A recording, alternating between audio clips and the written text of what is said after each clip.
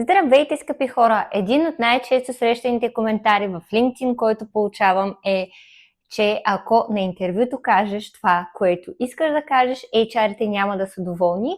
И искам днес да разгърнем тази концепция и да ви кажа какво мисля аз по въпроса от гледна точка на HR. Аз съм Елиза, кариерен ментор с над 5 години опит в подбора на персонал и всичко, което разказвам в моя влог е на базата на реален опит и практика с кандидати от цял свят. Така, относно концепцията, дали трябва да избирам едва ли не себе си, това, което е важно за мен, или трябва да избера това, което HR-ите искат да чуят, според мен това е много черно-бяла концепция и няма нужда нещата да се разглеждат само в двете крайности. Тоест, или трябва да кажа това, което аз искам да кажа, или трябва да кажа това, което HR-ите искат да чуят. Защо? На първо място, никога няма как да бъдем сигурни какво точно иска да чуе HR-а.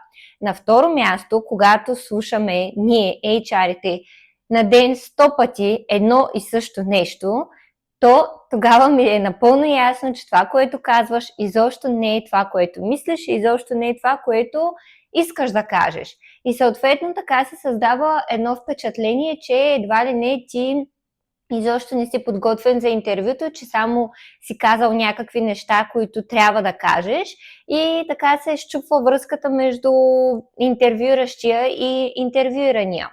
На трето място, според мен, когато разглеждаме нещата в тези две крайности, или аз, или другия, тогава лишаваме цялото интервю от някаква автентичност и динамика, която може да бъде специална само за мен и за интервюиращия.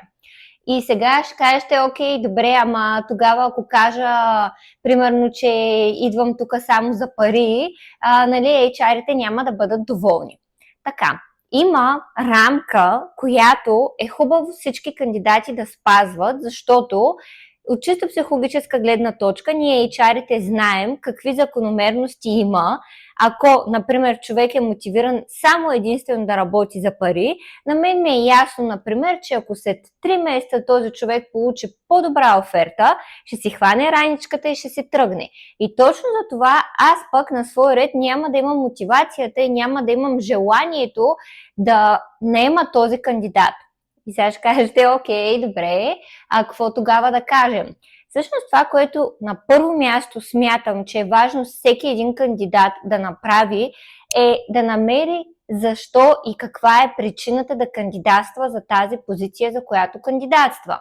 Добре, разбирам, парите са ти мотиватор, но със сигурност има други неща, които примерно ти харесват в тази компания, роля и екип. И може да се фокусираш върху тях, защото обикновено, когато кандидатстваме за някаква позиция, мотивацията ни може да бъде парите, но не винаги е само това. Тоест, ако ти си седнеш и си признаеш пред себе си, окей, харесвам тази компания, защото примерно имат разнообразни проекти, харесвам тази компания, защото са голяма компания, имам поле за развитие и така нататък, съм сигурна, че ще намериш и други мотиватори, освен финансовата част.